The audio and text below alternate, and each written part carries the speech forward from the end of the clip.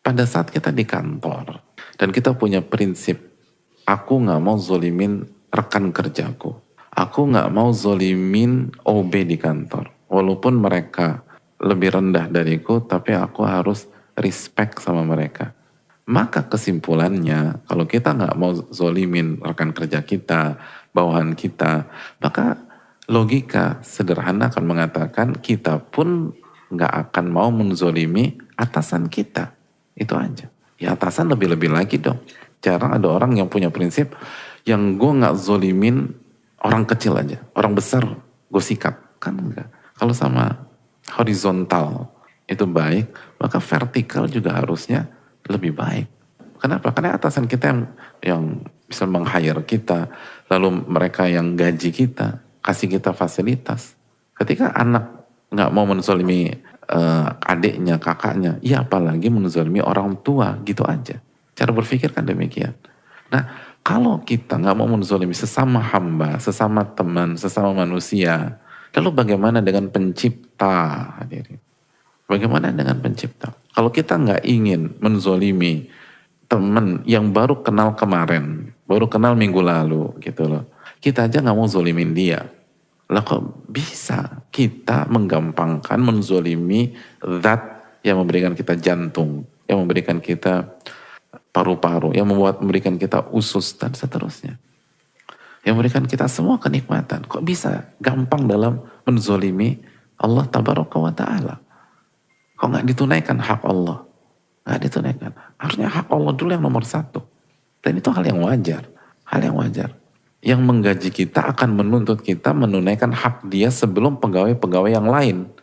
Yang melahirkan kita menuntut kita menunaikan hak dia atau hak beliau sebelum menunaikan hak saudara-saudara dan keponakan yang lain. Itu hal yang sangat wajar kok. Maka yang menciptakan kita harus kita penuhi haknya sebelum yang lain. Dan kalau kita tidak penuhi haknya, walaupun kita baik sama tetangga, baik sama teman, baik sama orang kantin, kita akan divonis zalim. Ada orang baik sama teman, baik sama ini, baik sama baik. Yang jadi masalah nggak mau nurut sama Allah, nggak mau taat sama Allah. Apakah pantas dikatakan orang baik? Simpel aja. Yang gini kan, kadang-kadang kan kita enak gituin orang, tapi begitu kita di posisi itu kita nggak nyaman. Simpel aja. Kalau kita nggak mau, ya kenapa kita perlakukan pencipta kita seperti itu? Gitu aja. Jadi nggak usah ribet-ribet pakai logika. Anda mau nggak diperlakukan gitu sama bawahan Anda? Nah kalau Anda masih mengaku hamba, ya pantas nggak gituin pencipta? Kecuali kalau sudah berlepas diri dari penghambaan, itu kasus lain. Tapi kalau masih ngaku hamba, lo kok suka-suka ya? Kecuali kalau kita klaim, oh saya bukan hamba Allah, maka kita bicara kotak lain. Tapi kalau masih merasa jadi hamba Allah, ya penuhi dong hak Allah. Sesimpel itu aja.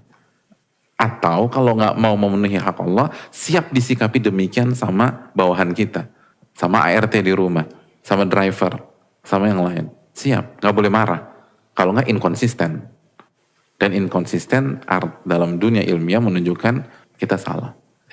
Harus konsisten. Makanya zuluman jahula. Itu kan kata Allah. Innahu kana zuluman jahul. Manusia itu zolimnya luar biasa, bodohnya juga luar biasa. Dia mau enaknya aja.